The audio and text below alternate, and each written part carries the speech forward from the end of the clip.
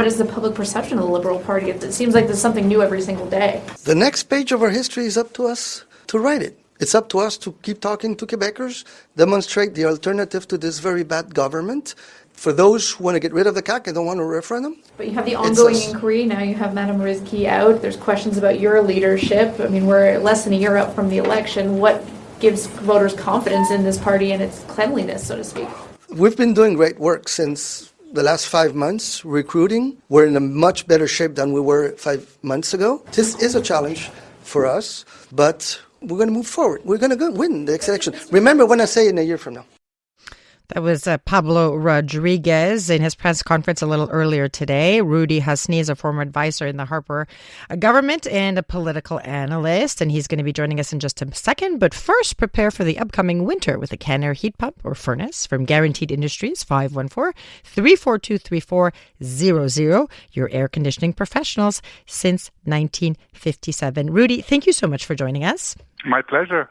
Okay, it is nonstop with the Liberals. It has been a very, very, very busy day once again. Maura Rizki is out. Pablo Rodriguez holds this press conference where he, basically accuses her of putting herself over the party, announces that he's called her husband. What do you make of all of this?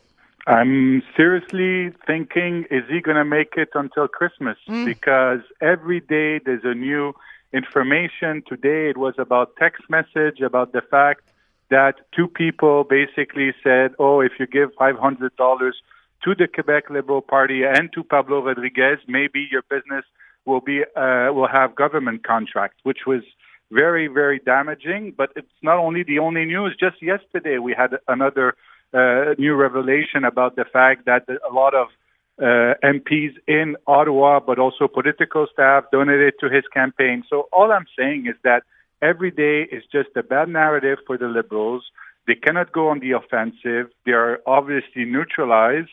And today, Mr. Rodriguez made the decision to basically kicked out or expelled an MNA who's well respected. And today there was a poll asking who do you believe between Marois Risky and Pablo Rodriguez, and the numbers are in, and it looks like it's double for Marois versus Pablo Rodriguez. There's still a lot of unknown.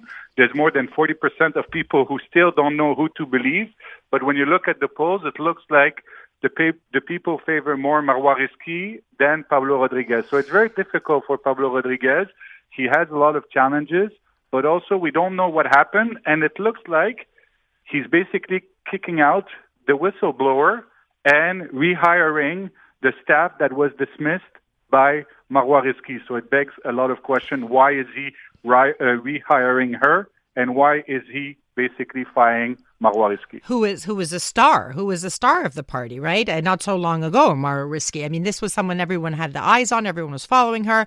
I mean, everything seems very opaque, right? Where everyone's struggling to understand the what's really going on here. Strategy-wise, what do you think, because I was just discussing this, that to hold the press conference today and to announce the things that he said, it's about trust, it's about loyalty, it's about the party and taking the time to mention the phone calls that he made. I don't think it landed the way maybe he intended. What was the strategy? The strategy is to try to regain control, to show him as a statesman or as somebody who can be Premier of Quebec. But the image also showed that he cannot even manage his own caucus and his own party. So that's the problem. I mean, he's trying and he's making those press conferences again and again. But when you look at it, he doesn't look in control. He was very, he made some harsh comment against Marois Risky, saying that, she's playing an individual game, that she thinks she's above the party. But when you look at the fact, Marois Risky is a lawyer. And, if somebody who is a lawyer goes to the leader of her party with another lawyer saying, look, there's fling-flang in Ottawa, and that you see the leader basically kicking her out, you beg the question, who do you trust? So that's the reality right now, and I don't think that he accomplished his objective to be seen as a premier in waiting. So what do you think this means for his political... I mean, the party... I mean, what does it mean for the party's political future and for Pablo Rodriguez's political future? I mean, can he dig himself out of this hole? It's very difficult because the truth is that we know there's a couple of inquiries. There's also the anti-corruption unit who's looking at certain of the allegations. There's Election Quebec who is looking also at his own leadership race. There's the Ethics Commissioner also of the National Assembly looking at possibly some expenses and so on and so forth. The problem with all those inquiries is that they're not going to show results very early, and it looks like even the own inquiry of the Liberal Party, they say that it won't be before the end of January. So it means that even for tomorrow and in the upcoming days, even if they want to go on the offensive against the CAQ, for example, for any member of the National Assembly who's a Liberal, it's very easy for the CAQ or other party to just dismiss their comment by saying, don't you have work to do in your own house before attacking us? Yeah. So that's why I'm saying they are neutralized. And if there's more information, and that's the problem, is that if there's going to be another shoe tomorrow to drop or in the upcoming days, it's going to continue that narrative that there's something wrong inside the Liberal Party of Quebec and that they haven't cleaned the house since the days of, for example, the Charest years. Yeah, so that because they'd worked quite hard to sort of get away from that, any sort of even suggestion of corruption. And then now what's happening is, you know, as you said, the shoe after shoe is dropping. How many feet do we have going here? And because you know what it feels like? It feels like a bleed. You know, what's going to happen next? What will be announced?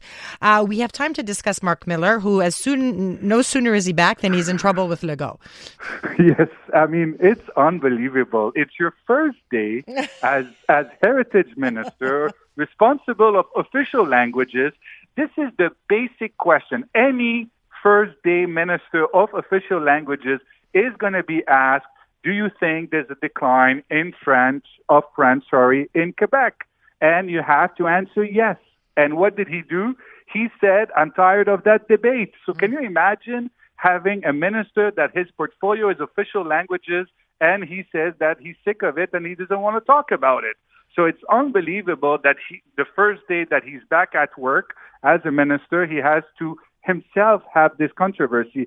And the funny part is that the former Minister of Heritage, who was also from Outremont, was asked the exact same question. She did give the same exact answer that she didn't think there's a decline in France, and she got into a turmoil. So as you expected, the Premier of Quebec responded very harshly, and it's not me, I'm just quoting him, saying that he should be ashamed and that it's complete bullshit what he said about and I'm sorry, but he did say that in French. He said, c'est de la connerie. Yes. So this is... I think we would say stupidities. Let's not repeat the other word. But yes, there's bad things that he said. Yes, go ahead. So that's a bad start for Marc Miller. It's also a bad start for Mark Carney because he appointed him, and as expected, both the Conservative and the Bloc Québécois asked questions directly to the Prime Minister saying, what do you believe about the French, and especially a Prime Minister who in the past has been, attacked on the fact that he doesn't speak as French as much as he should. Very interesting perspective there. Rudy Husny is, again,